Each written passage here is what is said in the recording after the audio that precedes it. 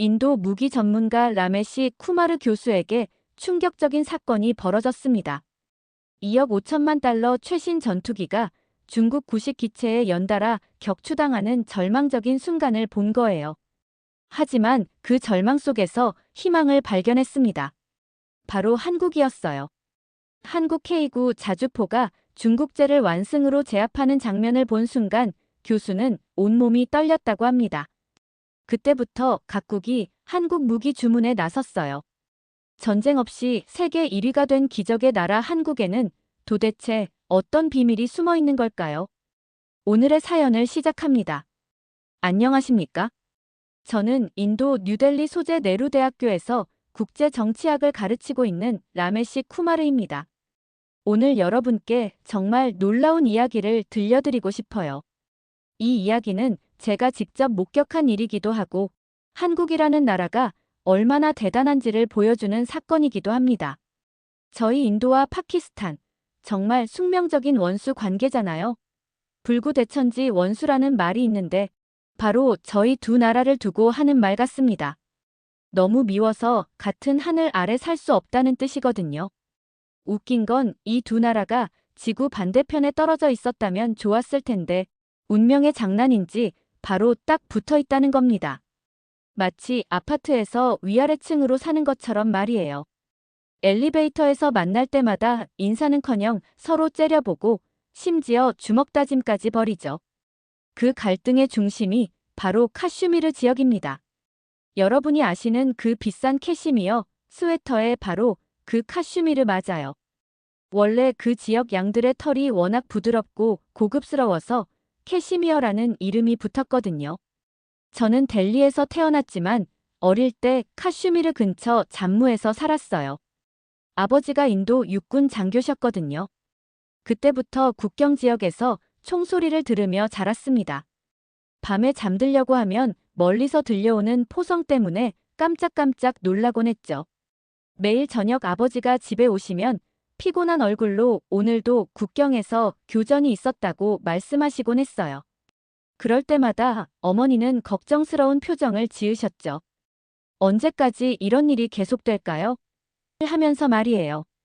8살 때였나? 밤에 갑자기 엄청난 폭발음이 들려서 온 가족이 깨어난 적이 있어요. 창문이 덜덜 떨릴 정도였거든요. 아버지가 급하게 무전기를 들고 상황을 파악하시는 모습이 아직도 생생해요. 제가 국제정치학을 전공하게 된 것도 이 때문이에요. 왜 우리는 이렇게 싸워야 할까? 언제쯤 평화가 올까? 이런 궁금증에서 시작됐거든요. 어린 마음에 내가 커서 이 문제를 해결해야지라고 생각했었어요. 고등학교 때 역사 시간에 배운 카슈미르 분쟁의 역사가 정말 복잡하더라고요. 종교 갈등, 영토 분쟁, 강대국의 개입까지 모든 게 뒤엉켜 있었거든요. 그때부터 이건 단순한 문제가 아니구나 하고 깨달았어요. 이 카슈미르 지역은 정말 세계에서 가장 위험한 화약고가 되어버렸습니다. 핵무기를 가진 두 나라가 바로 옆에서 계속 으르렁거리고 있으니까요. 언제 터질지 모르는 시한폭탄 같은 곳이죠. 제가 대학에서 학생들을 가르치면서 항상 하는 이야기가 있어요. 여러분, 이게 단순한 영토 분쟁이 아닙니다. 종교, 역사, 민족 감정이 모두 뒤엉켜 있는 복잡한 문제예요. 그래서 해결이 더욱 어려운 거거든요. 국제뉴스에서 카슈미르 소식이 나올 때마다 전 세계가 긴장해요. 혹시 전면전으로 번지는 건 아닐까? 하면서 말이죠. 핵무기를 가진 나라들끼리 싸우면 정말 끔찍한 일이 벌어질 수 있거든요. 특히 중국까지 끼어들어서 상황이 더욱 복잡해졌어요.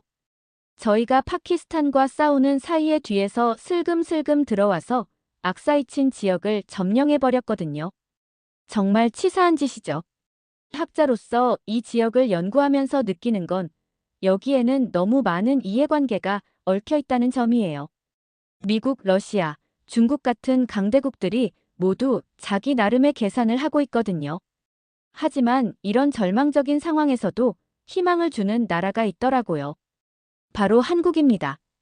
제가 왜 갑자기 한국 이야기를 하냐고요? 곧 그 이유를 알게 될 거예요. 정말 놀라운 일이 벌어졌거든요. 한국도 분단 상황을 겪고 있지만 그 와중에도 놀라운 발전을 이뤄냈잖아요. 저는 그런 한국을 보면서 우리도 희망이 있구나 하는 생각을 하게 되더라고요. 영국이 저희를 어떻게 지배했는지 아세요? 정말 교활한 분열 통치 전략을 썼습니다. 저는 이걸 연구하면서 정말 화가 많이 났어요. 원래 이 지역은 무굴 제국이라는 하나의 거대한 통일 국가였거든요. 힌두교도든 무슬림이든 모두 함께 잘 살았어요. 제 증조 할아버지 이야기를 들어보면 그때는 종교가 달라도 이웃으로 지냈다고 해요. 축제 때는 서로 음식도 나눠 먹고 결혼식에도 함께 참석했다고 하더라고요. 그때는 종교보다 인간관계가 더 중요했다고 하시면서 말이에요. 정말 아름다운 시절이었던 것 같아요. 그런데 1600년대부터 영국의 동인도 회사가 서서히 이 지역을 침투하기 시작했어요. 처음에는 무역업체인 척했지만 점점 정치적 개입을 늘려갔죠. 1857년에는 아예 영국령 인도 식민지 정부를 세워서 약 90년간 통치했어요. 영국 놈들이 뭘 했냐면 아프리카든 어디든 자기들이 가는 곳마다 써먹는 그 악랄한 분열, 통치 전략을 쓴 거예요. 힌두 교도들이 너희를 차별하고 있다. 무슬림들이 너희를 위협하고 있다. 이런 식으로 계속 이간질을 했습니다. 마치 형제를 이간질시켜서 서로 싸우게 만드는 것과 같았어요. 원래 사이좋던 이웃들을 서로 의심하게 만들고 결국적으로 만들어버린 거죠. 영국 관리들은 고의로 힌두교도만 우대하거나 무슬림만 우대하는 정책을 번갈아가며 펼쳤어요. 그러면서 저쪽이 너희를 미워한다고 속삭였죠. 정말 악랄한 수법이었어요. 제가 대학원에서 식민지 역사를 연구할 때 영국 기록 보관소 자료를 본 적이 있는데 정말 소름 끼치더라고요. 영국 관리들이 서로 주고받은 편지에 이런 내용이 있었어요. 힌두와 무슬림을 계속 싸우게 만들어야 우리가 편하게 통치할 수 있다고 노골적으로 써 있었거든요. 심지어 종교 갈등이 격화될수록 우리에게 유리하다. 그들이 서로 싸우는 동안 우리는 자원을 마음껏 가져갈 수 있다는 내용도 있었어요. 정말 치밀하고 냉혹한 계획이었죠. 1947년 독립할 때가 정말 비극이었어요. 무슬림들이 우리는 힌두교도들과 함께 살기 싫다. 따로 나가겠다고 선언했거든요. 영국의 이간질이 완전히 성공한 거죠.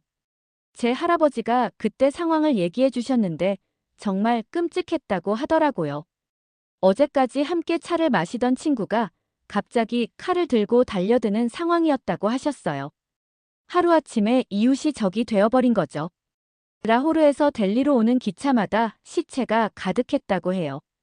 반대로 델리에서 파키스탄으로 가는 기차도 마찬가지였고요. 수백만 명이 집을 떠나야 했고 수십만 명이 목숨을 잃었습니다. 할아버지는 그때 기차역에 가면 아이들이 울고 있었다. 부모를 잃은 아이들, 자식을 잃은 부모들. 정말 지옥 같았다고 하시더라고요. 지금 생각해도 가슴이 아파요. 종교별로 인도와 파키스탄으로 분리되면서 카슈미르 지역의 통치자는 우리는 인도에도 파키스탄에도 속하지 않겠다. 독립된 국가로 남겠다고 선언했어요. 이게 모든 문제의 시작이었습니다. 영국이 뿌린 분열의 씨앗이 70년이 넘도록 계속 자라고 있는 거죠. 지금도 매일 국경에서 총격전이 벌어지고 있잖아요. 정말 영국의 죄는 무거워요. 이런 상황을 보면서 저는 늘 생각해요. 식민지를 겪었지만 분열되지 않고 통일을 이룬 나라들이 얼마나 대단한가라고 말이에요. 특히 한국 같은 나라를 보면 정말 부럽거든요. 일제강점기를 겪었지만 결국 하나로 뭉쳐서 발전한 나라니까요. 물론 한국도 분단이 있지만 적어도 종교 갈등은 없잖아요. 같은 민족이니까 언젠가는 통일이 될 수 있다는 희망이 있는 거죠. 저희처럼 종교가 다르면 정말 어려워요. 카슈미르의 독립선언을 들은 파키스탄이 가만히 있을 리 없었죠. 무슬림이 다수인 지역인데 왜 우리와 합치지 않느냐면서 1947년 10월 갑자기 군대를 보냈어요. 그때 상황이 정말 급박했어요. 파키스탄이 카바일족이라는 부족들을 앞세워서 카슈미르를 침공한 거거든요. 명목상으로는 자발적인 부족의 행동이라고 했지만 실제로는 파키스탄군이 뒤에서 지원하고 있었어요. 카슈미르의 왕 마하라자 하리싱이 정말 당황했겠죠? 갑자기 무장한 부족들이 수도 스리나가르를 향해 진격해오니까 말이에요. 급하게 인도 정부에 SOS를 쳤습니다. 우리를 도와달라, 인도에 편입시켜달라고 요청한 거죠. 저희 인도 정부도 고민이 많았을 거예요. 개입하면 파키스탄과 전쟁을 벌여야 하니까요. 하지만 네루 총리가 즉시 군대를 보내기로 결정했습니다. 카슈미르를 파키스탄에게 넘겨줄 수는 없다고 판단한 거죠. 그게 바로 1947년 첫 번째 인도-파키스탄 전쟁이에요. 정말 치열한 싸움이었어요. 양쪽 다 새로 독립한 나라라 군사력이 부족했지만 그래도 자존심을 걸고 싸웠거든요. 전쟁이 1년 넘게 계속되면서 양쪽 모두 지쳐갔어요. 결국 유엔이 중재에 나서서 1949년 1월 휴전선을 그었어요. 카슈미르가 반으로 나뉘게 된 거죠. 서쪽은 파키스탄이, 남쪽은 저희 인도가 차지했습니다. 그런데 정말 어이없는 일이 벌어졌어요. 저희가 파키스탄과 치열하게 싸우고 있는데 갑자기 중국이 뒤에서 기습적으로 들어온 거예요. 악사이친 지역을 그냥 점령해버렸습니다. 제가 이 부분을 연구할 때 정말 화가 났어요. 중국이 완전히 빈집털이를 한 거거든요. 저희가 파키스탄과 싸우느라 정신없는 틈을 타서 말이에요. 정말 치사한 짓이죠. 중국은 원래 우리 땅이었다고 우겼지만 말도 안 되는 소리였어요. 티베트를 침공한 김에 덤으로 가져간 거나 다름없었거든요. 마오쩌둥이 얼마나 야욕이 컸는지 알 수 있는 대목이에요. 저희 인도 정부도 열받았지만 어쩔 수 없었어요. 지금 파키스탄과 싸우는 것도 벅찬데 중국까지 상대할 여력이 없었거든요.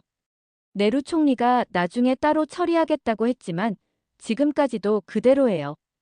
1962년에 중국과 따로 전쟁을 한 번 벌였지만 참패했어요. 그때 저희 군대가 얼마나 준비가 안 되어 있었는지 뼈저리게 느꼈죠. 중국군의 장비와 전술이 훨씬 뛰어났거든요. 결국 카슈미르는 세 조각으로 나뉘어 버렸습니다. 서쪽은 파키스탄이, 남쪽은 저희 인도가, 북동쪽은 중국이 차지했어요. 정말 복잡한 분쟁 지역이 되어버린 거죠. 학생들에게 수업할 때 항상 하는 이야기가 있어요. 여러분, 이게 바로 강대국 정치의 현실입니다. 약한 나라는 이렇게 찢어져요. 정말 씁쓸한 현실이거든요. 지금도 세 나라가 각각 자기 영역을 차지하고 있으면서 서로 견제하고 있어요. 인도-파키스탄 국경, 인도, 중국 국경에서 수시로 충돌이 벌어지고 있거든요. 하지만 이런 와중에도 놀라운 나라가 있었어요. 바로 한국이었죠. 한국도 우리처럼 분단되었지만 적어도 외국 세력이 아니라 같은 민족끼리 나뉜 거잖아요. 그리고 무엇보다 한국은 분단 상황에서도 경제 발전과 민주화를 동시에 이뤄냈거든요. 저는 한국의 성장 과정을 연구하면서 정말 감탄했어요. 1950년대만 해도 저희 인도보다 가난했던 나라가 어떻게 선진국이 되었는지 말이에요. 정말 대단한 민족이라고 생각해요. 한국 전쟁 때도 마찬가지였어요. 중국군이 개입해서 상황이 복잡해졌지만 결국 한국은 자유민주주의를 지켜냈잖아요. 저희 상황과 비교해보면 정말 부러운 일이에요. 작년 4월 22일에 정말 끔찍한 일이 벌어졌어요. 카슈미르 잠무지역 둘루에서 힌두교도 관광객 26명이 무장 괴한들에게 살해당한 거예요. 그때 저는 델리 대학교에서 국제관계론 세미나를 하고 있었는데 갑자기 학생 하나가 뛰어들어와서 교수님, 카슈미르에서 대형 테러가 일어났다고 소리쳤어요. 급하게 세미나를 중단하고 TV를 켜보니 정말 끔찍한 장면이 나오더라고요. 테러범들이 정말 치밀하게 계획한 공격이었어요. 관광버스를 막아세우고 승객들의 신분증을 확인한 다음 힌두교도들만 골라서 공격한 거거든요. 무슬림 관광객들은 그냥 놓아주고 말이에요. 이건 명백히 종교를 겨냥한 테러였어요. 뉴스를 보면서 정말 가슴이 아팠어요. 평화롭게 관광을 즐기던 사람들이 갑자기 목숨을 잃었으니까요. 그 중에는 어린아이들도 있었거든요. 8살짜리 아이까지 희생됐다는 소식을 듣고 정말 화가 났어요. 저희 정부의 반응은 즉각적이었어요. 모디 총리가 긴급 안보 회의를 소집하고 이건 분명히 파키스탄의 소행이다라고 지목하면서 즉시 전투기들을 출격시켰습니다. 파키스탄 점령 카슈미르 지역에 대대적인 공습을 가했어요. 그날 밤 새벽 3시쯤이었나 인도 공군의 라팔 전투기들이 파키스탄 영토 깊숙이 들어가서 테러 훈련소들을 폭격했어요. 그동안 파키스탄이 부인해왔던 테러 지원 시설들을 직접 타격한 거였죠. 파키스탄도 가만히 있지 않았어요. 바로 다음 날 맞받아쳐서 대량의 포격과 전투기 출격, 그리고 드론들을 이용한 대대적인 공격으로 저희를 공격했습니다. 정말 전면전 1초 전까지 갔어요. 그때 정말 무서웠어요. 핵무기를 가진 두 나라가 이렇게 치고받으니까 전 세계가 떨었죠. CNN, BBC 같은 외신들도 제3차 세계대전이 시작되는 건 아닌가 하는 보도를 내보냈거든요. 델리에서도 긴장감이 감돌았어요. 대학교에서도 혹시 파키스탄이 델리까지 공격하는 건 아닐까 하는 걱정이 나왔거든요. 학생들도 불안해하더라고요. 국제사회에서도 엄청 걱정했어요.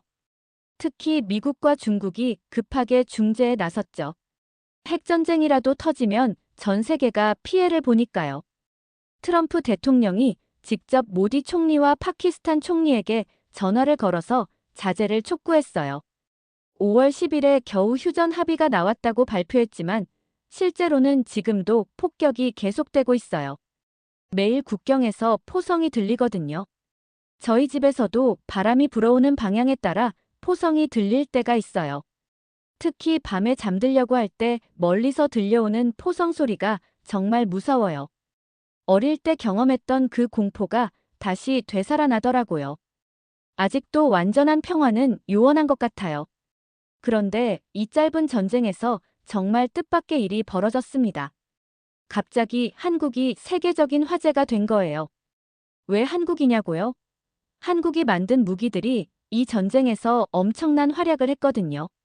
학자로서 이 상황을 분석하면서 느낀 건데 이번 전쟁이 단순한 지역 분쟁이 아니라 전 세계 무기 체계의 판도를 바꾸는 전환점이 될 것 같아요. 특히 한국 무기의 우수성이 전 세계에 알려지는 계기가 됐죠. 정말 놀라운 건 한국이 전쟁을 겪고 있지도 않은데 오히려 이 전쟁을 통해서 자국 무기의 우수성을 증명하게 된 거예요. 이런 일이 또 있을까 싶어요. 이번 전쟁에서 정말 충격적인 일이 벌어졌어요. 저희 인도의 자랑인 라팔 전투기 세대가 파키스탄의 중국제 J-10C 전투기에 격추당한 거예요. 저는 이 소식을 들었을 때 정말 믿을 수 없었습니다. 라팔이라면 프랑스가 만든 최신의 전투기잖아요. 저희가 엄청난 돈을 주고 산 자랑스러운 무기였거든요. 대당 가격이 2억 5천만 달러나 했어요. 2016년에 처음 36대를 샀을 때만 해도 인도 전체가 환호했었어요. 이제 파키스탄쯤은 우습게 이길 수 있다고 생각했거든요. 작년에 26대를 추가로 계약했을 때도 마찬가지였고요.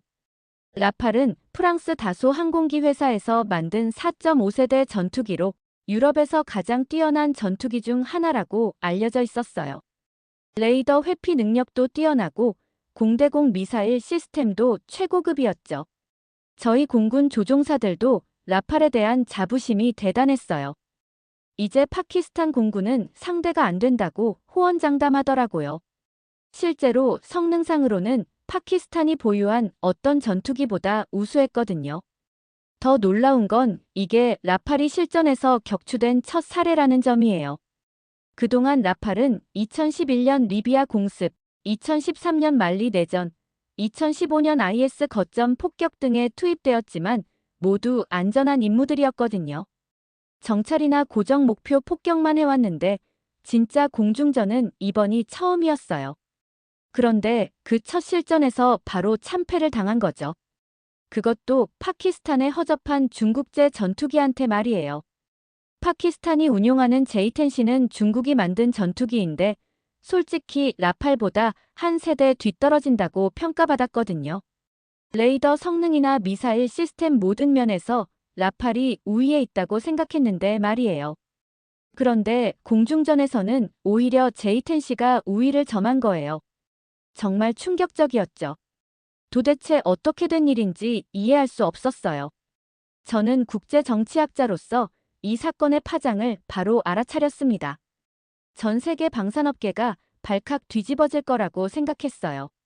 실제로 그렇게 됐고요. 인도 공군 내부에서도 충격이 컸어요. 조종사들의 사기가 땅에 떨어졌다고 하더라고요. 최신 장비를 믿고 출격했는데 옛날 중국제 전투기한테 당했으니까요. 제 친구 중에 공군 장교가 있는데 그 친구가 전해준 이야기가 정말 충격적이었어요. 라메씨, 조종사들이 완전히 멘붕 상태야. 라팔의 레이더가 J-10C를 제대로 포착하지 못했다는 거야. 어떻게 이런 일이 가능하지? 세계 각국이 라팔의 실제 전투력에 대해 심각한 의문을 갖기 시작했어요. 혹시 라팔이 생각보다 별로인 건 아닌가? 이런 의심이 퍼지기 시작한 거죠.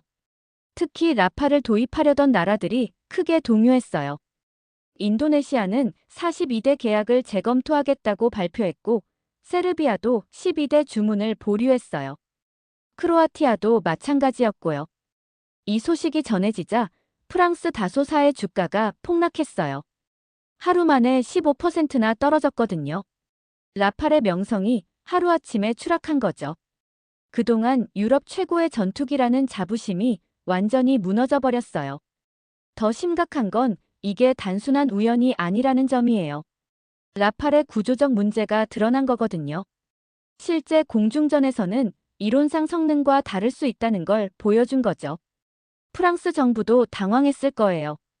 라팔은 프랑스 방산업의 핵심 수출품이었거든요. 이게 실전에서 실패하면 프랑스 방산업 전체에 타격이 올 수밖에 없었어요. 그런데 바로 이때 전 세계가 주목하기 시작한 나라가 있었어요. 바로 한국이었습니다. 한국이 개발한 KF-21이 갑자기 글로벌 스타가 되기 시작한 거예요. 저는 그때부터 한국 무기에 대해 본격적으로 관심을 갖기 시작했어요. 도대체 한국이 어떤 나라길래 이런 첨단 무기를 만들 수 있을까? 하는 궁금증이 생겼거든요. 라팔의 실전 실패로 전 세계 국가들이 급하게 대체 전투기를 찾기 시작했습니다. 그 대안으로 떠오른 것이 바로 한국의 자랑 KF-21이에요. 저는 한국 무기에 대해 연구를 많이 해왔는데 솔직히 KF-21의 성능은 라팔보다 훨씬 뛰어나거든요.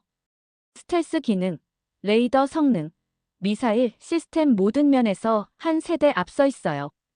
KF-21은 한국이 독자 개발한 4.5세대 전투기인데 5세대 전투기 기술도 많이 들어가 있어요. 특히 능동 전자주사 배열 레이더 시스템은 F-35와 비슷한 수준이라고 평가받고 있거든요. 문제는 그동안 아직 개발 단계라서 검증이 안 됐다는 이유로 많은 나라들이 라팔을 선택했다는 점이에요. 성능보다는 검증된 실전 경험을 중시한 거죠. 하지만 이번 라팔의 참패로 상황이 완전히 바뀌었어요. 검증된 성능보다 실제 전투력이 중요하다는 걸 깨달은 거죠. 실전에서 증명되지 못한 무기는 아무 의미가 없으니까요. 인도네시아가 가장 먼저 움직였어요. 42대 라팔 계약을 취소하고 즉시 한국에 KF-21 도입 문의를 해왔거든요. 정말 뻔뻔한 일이죠. 원래 KF-21 공동개발 파트너였는데 중간에 빠져나갔던 나라니까요. 그때 한국 정부가 얼마나 실망했겠어요? 공동개발비까지 받아놓고 중간에 빠져나간 거니까요. 그런데 이제 와서 다시 돌아오겠다고 하는 거예요. 하지만 한국은 대인배답게 다시 받아줬어요. 우리 무기의 우수성을 인정해준다면 언제든 환영한다는 입장을 보였거든요. 이런 포용력이 정말 대단하다고 생각해요. 여기서 정말 감동적인 일화가 하나 있어요. 제가 직접 목격한 일인데 지난해 서울에서 열린 국제항공우주 전시회에 갔을 때 일이에요. 한국항공우주산업 부스에서 KF-21 모형을 전시하고 있었는데 인도네시아 공군 장성이 와서 정말 진심 어린 사과를 하더라고요. 우리가 중간에 빠져나간 것을 정말 죄송하게 생각한다. 한국의 기술력을 의심했던 우리가 잘못이었다고 말이에요. 그때 한국 관계자가 어떻게 답했는지 아세요? 괜찮습니다. 좋은 무기를 함께 만들어 나가는 게 중요하죠. 과거는 과거고 앞으로 함께 발전해 나가면 됩니다라고 하더라고요. 정말 감동적이었어요. 그 장면을 보면서 저는 한국 사람들의 마음씨를 알 수 있었어요. 배신당했지만 그래도 용서하고 함께 나아가려는 그런 자세 말이에요. 정말 존경스러웠거든요. 세르비아도 12대 라팔 주문을 취소하고 KF-21로 갈아탔어요. 크로아티아, 이라크, 오스트리아까지 총 50대 분량의 라팔 주문이 KF-21로 넘어왔거든요. 저는 이 상황을 보면서 정말 감탄했어요. 한국이 전쟁을 하지도 않았는데 다른 나라 전쟁을 통해서 자국 무기의 우수성이 증명된 거거든요. 이런 일이 또 있을까 싶어요. 더 놀라운 건 KF-21의 기술적 우수성이에요. 라팔이 4.5세대라면 KF-21은 거의 5세대에 가까운 성능을 보여주거든요. 특히 스텔스 성능은 F-22나 F-35에 버금간다고 평가받고 있어요. 한국 항공우주산업 주가도 폭등했어요. 라팔 주가가 폭락하는 동안 KAI 주가는 연일 상한가를 기록했거든요. 투자자들도 한국 무기의 잠재력을 인정한 거죠. 제가 대학에서 학생들에게 이 사례를 가르치면서 항상 하는 이야기가 있어요. 여러분, 이게 바로 기술력의 힘입니다. 진짜 실력은 결국 드러나게 되어 있어요. 전 세계 국가들의 시선이 일제히 한국 KF-21로 쏠리기 시작했습니다. 특히 아시아 국가들의 관심이 뜨거웠어요. 말레이시아, 태국, 필리핀 모두 KF-21 도입을 검토하고 있거든요. 유럽 국가들도 마찬가지예요. 폴란드는 이미 48대 계약을 체결했고 체코와 슬로바키아도 관심을 보이고 있어요. 한국 무기가 유럽 시장까지 진출하는 거죠. 저는 이런 상황을 보면서 한국의 저력을 새삼 느꼈어요. 1960년대만 해도 저희 인도보다 가난했던 나라가 이제는 최첨단 무기를 만들어서 전 세계에 수출하고 있으니까요. 지상에서는 더욱 극적인 일이 벌어졌어요. 인도의 K9 자주포와 파키스탄의 중국제 자주포가 맞대결을 벌인 거죠. 저희 인도는 K9 자주포를 정말 아끼거든요. 화력이 너무 강해서 바주라라는 별명을 붙였어요.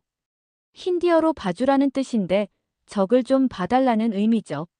그만큼 파괴력이 엄청나다는 뜻이에요. K9은 한국 한화 시스템에서 만든 155 자주포인데 정말 세계 최고 수준이에요. 사거리 40km에 분당 6발까지 쏠 수 있거든요. 정확도도 CP 50m 이내로 정말 정밀해요. 저희가 K9을 처음 도입한 게 2017년인데 그때부터 파키스탄이 벌벌 떨기 시작했어요. 기존에 쓰던 구식 자주포와는 차원이 다른 무기였거든요.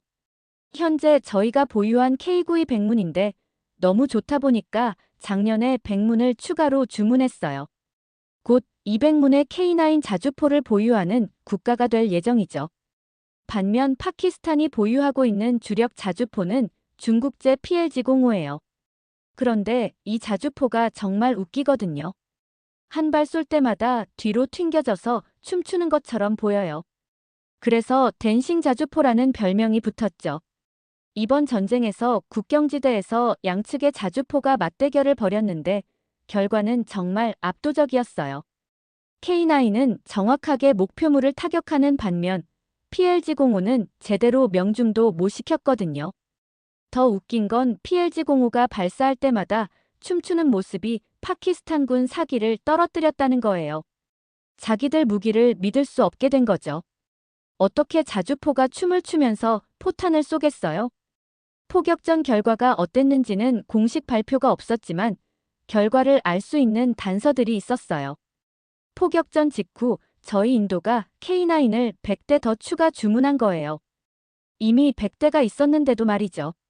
반대로 파키스탄은 그 포격전 직후 중국과 사이가 많이 안 좋아졌다는 후문이 있어요.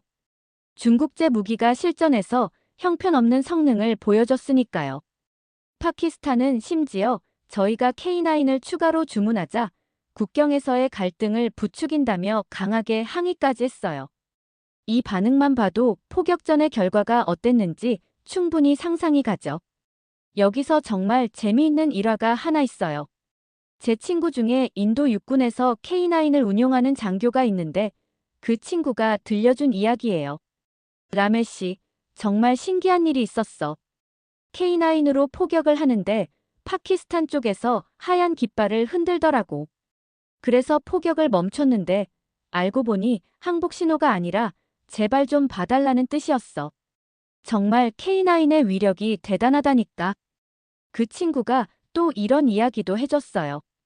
K9의 정확도가 워낙 뛰어나서 파키스탄군이 벙커 안에 숨어버렸대. 그런데 K9이 벙커까지 정확히 맞춰버리니까 완전히 기가 꺾인 거야. 이 소식이 전 세계로 퍼지자 K9을 이미 도입한 나라들의 반응이 정말 뜨거웠어요. 폴란드, 에스토니아, 핀란드, 노르웨이 같은 유럽 국가들이 역시 K9을 선택하길 잘했다며 뿌듯해했거든요. 특히 베트남의 반응이 인상적이었어요. 베트남은 중국과 남중국해에서 갈등을 겪고 있는 나라인데 이번 일로 중국제 무기의 한계를 확실히 본 거죠. 베트남은 결국 공산국가로는 세계 최초로 K9인 자주포를 도입하기로 결정했어요.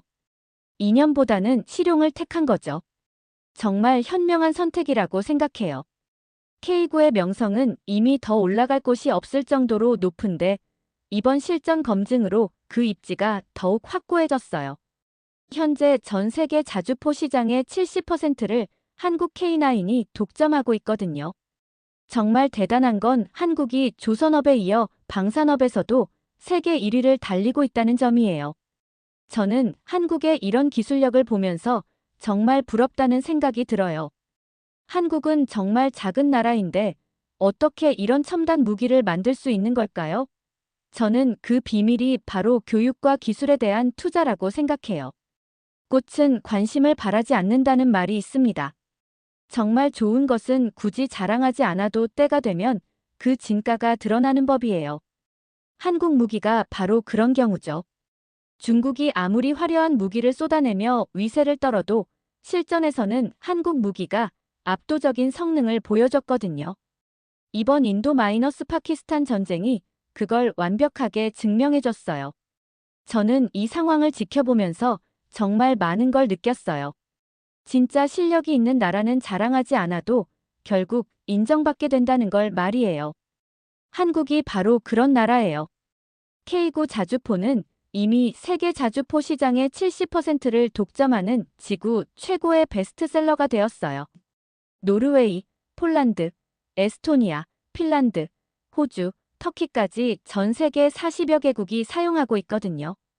KF-21도 이번 기회로 전 세계 국가들의 뜨거운 관심을 받게 되었습니다. 라팔의 실패가 오히려 한국에게는 최고의 마케팅이 된 거죠. 더 놀라운 건 한국이 최근 KF-21의 국산 엔진 개발에도 성공했다는 점이에요. 이제 외국에 의존하지 않고 완전히 독자적인 전투기를 만들 수 있게 된 거죠. 여기서 정말 감동적인 일화를 하나 더 들려드릴게요. 작년에 제가 서울대학교에서 특강을 할 기회가 있었는데 그때 한 한국 학생이 이런 질문을 했어요. 교수님, 저희 나라 무기가 정말 그렇게 대단한가요? 저희는 너무 당연하게 생각해서 잘 모르겠어요. 그때 제가 어떻게 답했는지 아세요? 여러분, 전 세계가 한국을 부러워하고 있다는 걸 아세요? 인도 같은 나라에서는 한국이 정말 꿈의 나라예요 라고 했어요. 그 학생의 표정이 정말 인상적이었어요. 깜짝 놀라면서도 뿌듯해 하더라고요. 자기 나라가 얼마나 대단한지 새삼 깨달은 것 같았어요. 그때 또 다른 학생이 그럼 교수님 나라에서는 어떤 무기를 쓰세요? 라고 물어보더라고요.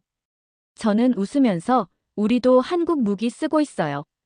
K9 자주포 말이에요. 정말 좋더라고요라고 답했죠. 저는 대학에서 학생들에게 이런 이야기를 해요. 여러분, 한국을 보세요. 1960년대만 해도 우리 인도보다 가난했던 나라가 지금은 어떻게 되었나요? 기술력으로 세계를 정복하고 있잖아요. 한국의 성공 스토리는 정말 모든 개발도상국의 롤모델이에요. 자원도 없고 땅도 작은 나라가 오직 교육과 기술력으로 선진국이 된 거니까요. 특히 인상적인 건 한국이 자기들만 잘 살려고 하는 게 아니라는 점이에요. 기술 이전이나 공동 개발을 통해서 다른 나라들도 함께 발전할 수 있도록 도와주거든요. 폴란드와의 K9 기술 이전 계약이나 인도네시아와의 KF21 공동 개발 제안 같은 걸 보면 정말 대인배적인 모습이에요. 이런 자세가 더욱 존경스럽거든요. 최근 휴전 합의 후 다시 시작된 인도와 파키스탄의 지상전에서 K9의 중국제 댄싱 머신과 다시 맞대결을 벌이고 있어요. 전 세계가 또다시 한국 K9의 압도적인 성능을 목격하고 있죠. 저는 이런 상황을 보면서 확신해요. 한국 무기들이 땅과 하늘을 모두 지배하는 그날이 곧 올 거라고요.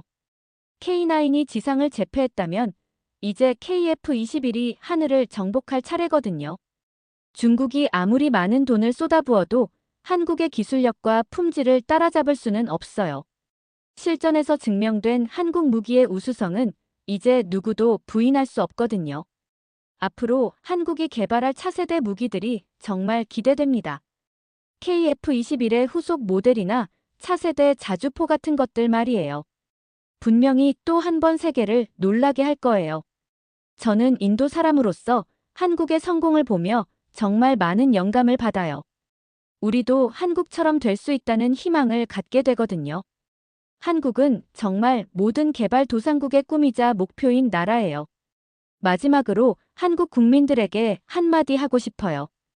여러분이 얼마나 자랑스러운 나라에 살고 있는지 아세요?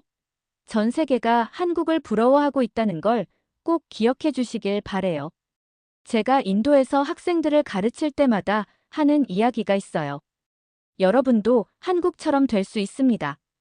포기하지 말고 열심히 공부하세요. 기술력이 곧 국력이에요. 한국이 보여준 기적은 결코 우연이 아니었어요.